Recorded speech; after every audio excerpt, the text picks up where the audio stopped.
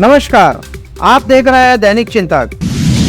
देवों में सबसे पहले पूजे जाने का स्थान भगवान गणेश को प्राप्त है, जिनके 11 दिवसीय त्योहार की तैयारियां पूरे देश में चल रही है।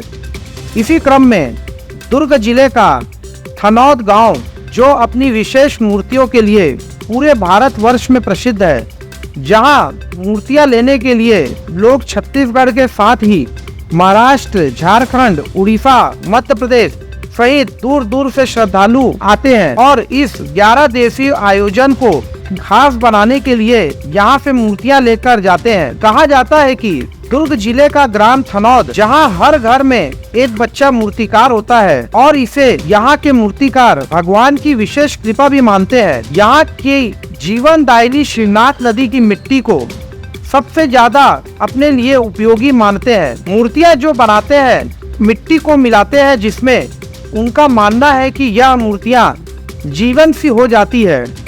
इस बारे में ज्यादा जानकारी देते हुए यहाँ के प्रसिद्ध मूर्तिकार राधेश्याम चक्रधारी ने बताया कि वे पिछले 40 सालों से यहाँ मूर्तियों का काम कर रहे हैं, जिसे वह अपने पिताजी से सीखे थे और अब अपने बेटे को भी सिखा रहे हैं।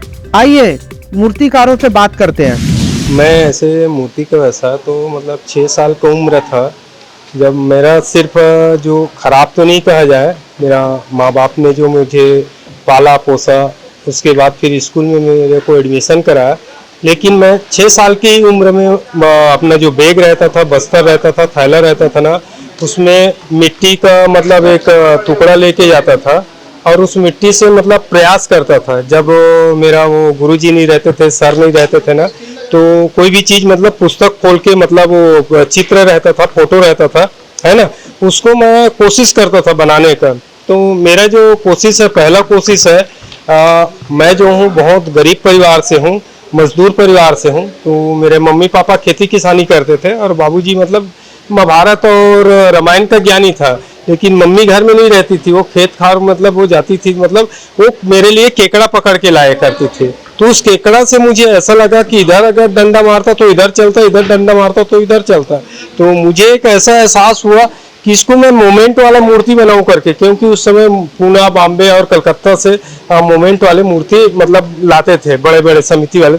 तो उस केकड़े का जो था ना, उसका स्वरूप, उस केकड़े को मैंने पहले बनाया और स्कूल में बनाया। और स्कूल में ही मतलब हमारे गांव के दाऊ है, मंडल है, उनके बच्चे जाया करते थे। तो मैं उनके पास ऐसे अपने वो स्याही भरवाने के लिए, कलम लेने के लिए या कॉपी लेने के लिए उस अपने कलाकारी को बेच दिया करते थे। जैसे थनौद आपका मूर्तियों के लिए प्रसिद्ध है, थनौद के बारे में कुछ जानकारी देंगे? थनौद एक ऐसा गाँव है, यहाँ स्वयं माता रानी और गणेश जी का मतलब आशीर्वाद है। यहाँ हर घर में कुछ न कुछ कलाकार मतलब मिलेंगे आपको, या तो किसानी के रूप में कलाकार मिलेंगे। हमारे कमल नारायण सिन्हा जी भी थे यहाँ से, जो हाथ से कलाकार थे, वो भी एक कलाकार था, है ना। और घर घर में एक मिट्टी का, मूर्ति का, बर्तन का कलाकार मिलेंगे।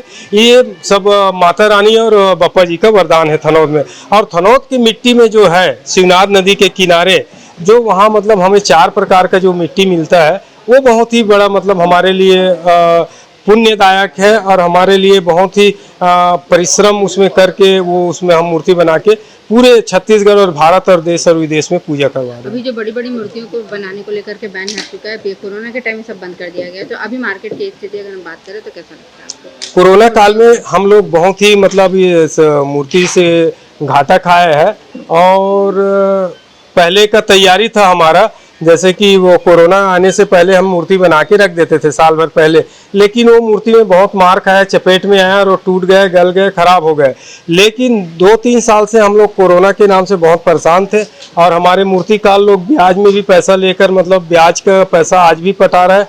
और दूसरी बात यह है कि इस बार शासन का कोई गाइडलाइन नहीं मिलने से, कोई गाइडलाइन नहीं आने से मूर्तिकार लोग बहुत ही उत्साहित है, खुश है। लेकिन एक चीज़ से बहुत ही मतलब नाराज है मूर्तिकार।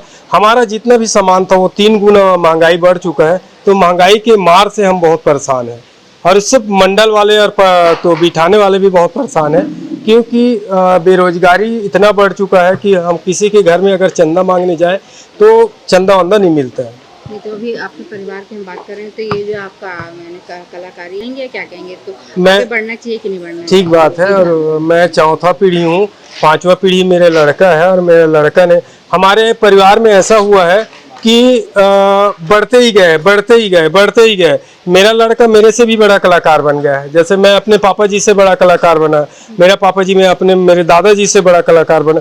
तो अभी ऐसा है कि हमारे कलाकारी के क्षेत्र में गिरावट नहीं आया है, बहुत अच्छे ढंग से, मतलब वो बुलंदी छू रहे हैं, ऊंचाई छू रहा है, मतलब अच्छे, मतलब इसमें प्रोग्रेस हो रहा है, मतलब ऐसा है। आपका परिचय दे दीजिएगा। मेरा नाम है मूर्तिकार राधेश्याम चक्रधारी, ग्राम थनौत, जिला दुर्ग, चौकी अंजोरा। मूर्तियां बनाने का काम पीढ़ी दर पीढ़ी चल रहा है। जो विशेष कृपा भगवान की रही है, वही मूर्ति लेते हुए पहुंचे लोग भी कह रहे थे। हमारे संवाददाता ने बात की, जिनका मानना है कि यहाँ की बनी मूर्तियों की कोई शानी नहीं है। जो भी प्रतिमाएं बनती है इतनी अलग और अच्छी रहती है कि लगता है सिर्फ अब बोल पड़ेगी, ऐसा श्रद्धालुओं का मानना है। जिस वजह से भी लोग बड़ी संख्या से दुर्ग भिलाई सहित छत्तीसगढ़ एवं छत्तीसगढ़ के बाहर से मूर्तियां लेने यहां पहुंचे हैं। आइए सुनते हैं लोगों का क्या कहना है। क्या बताएंगे, मूर्ति लेने आप लोग कहाँ से आए और कितने साल से ले जा रहे हैं? हम लोग सेक्टर 1 भिलाई से आए हैं, और हम लोग बहुत छोटे थे, यानी आज से 25 साल तो मुझे याद है। मैं 25 साल से यहाँ मूर्ति लेने आ रहा हूँ, और राधे जी के पास ही मूर्ति ले रहे। और उस समय जब हम लोग लेते थे, ये लोग तिरपाल में बनाते थे, टीना शेड तो हुआ ही नहीं करता था, तिरपाल, और बहुत छोटे रूप में किए थे। आज एक इंडस्ट्री के रूप में ये लोग काम कर रहे हैं। अब ये मूर्ति नहीं, इंडस्ट्री के रूप में यहाँ पे कलाकारी हो रही है। तो थनौत के बारे में क्या जानते हैं आप, क्या इतिहास रहा है, जैसे इसको मूर्तियों का गांव कहा जाता है? ये बहुत समय से, यानी पहले यहाँ चलन नहीं था, पर अब ऐसा समय आ चुका है कि यहाँ से गोंदिया और उड़ीसा और रायपुर, राजनांदगांव, बिलासपुर, यानी तमाम क्षेत्रों में यहाँ से मूर्तियाँ जा रही है। 200 किलोमीटर, 300 किलोमीटर तक दूर यहाँ से मूर्तियाँ जा रही हैं। और इतना बड़ा व्यापार है कि आप सोच भी नहीं सकते कि हर एक घर में मूर्ति बनती है। यहाँ पे जिस तरीके से हर गांव में बोलते हैं हर घर में एक कलाकार है, और ये तो आप बचपन से यहाँ पे आ रहे हैं, तो क्या कहना चाहेंगे, ये दुर्ग जिले की खासियत में आ जाता है? हाँ, नहीं, यहाँ के जो कलाकार हैं, इनके हाथ में वाकई में यानी भगवान की शक्ति है कि आप देखोगे कि जब इन लोग चालू करते हैं ऐसा लगता है कि बन पाएगी कि नहीं बन पाएगी, पर ये आप प्रतिदिन आते जाएंगे यहाँ तो आपको स्वरूप अलग अलग दिखते जाएगा। और हर कलाकार अलग मूर्ति बनाता है, ऐसा नहीं कि एक जैसे बना, सबका अलग अलग पहचान है, सबकी फेस अलग है, सबका डिज़ाइन अलग है, और सबके पास एक कला है ये जो बनाने में। पीछे भगवान की गणेश की मूर्ति रही है, ये कहाँ ले जाएंगे आप लोग, कहाँ ये विस्थापित करेंगे? ये सेक्टर 1 सी मार्केट में भिलाई में है, और इसको राजा के रूप में हम पूरे गहने से सजा रहे हैं, ओरिजिनल कपड़ा लगा रहे हैं, और हमारा पैटर्न है कि हम इसी पैटर्न में बैठाते हैं एकदम राजा। परिचय दे दीजिए। मेरा नाम आशीष अग्रवाल, सेक्टर 1 सी मार्केट भिलाई। सर, ये आप जो भगवान गणेश की मूर्ति लेने के लिए कब से आ रहे हैं यहाँ पे, और कितने सालों से आते हैं? हम पिछले 5 वर्षों से गणेश जी बैठा रहे हैं। ये 6th ईयर है हमारा। हम हर साल यहाँ से मूर्ति लेकर के जाते हैं, गणेश जी की सेवा करते हैं और पूजा करते हैं। राजनांदगांव में मित्र मंडल सदर बाजार से।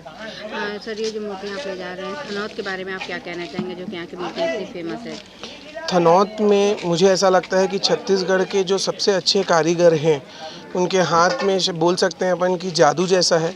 उन लोग जो गणेश जी की मूर्तियाँ बनाते हैं, हमको खुद को जब मूर्ति तैयार होती रहती है तब तक नहीं समझ आता, लेकिन जब मूर्ति रेडी होती है उसके बाद उस मूर्ति में एक अलग ही भव्यता, एक अलग ही सुंदरता आ जाती है। जो आप ये मूर्ति भगवान गणेश के लिए जा रहे हैं, सबसे बड़ी मूर्ति अभी देखी जा रही है जी, तो इसके लिए कैसे आप लोगों ने फंड वगैरह के कैसे करते हैं, और क्या?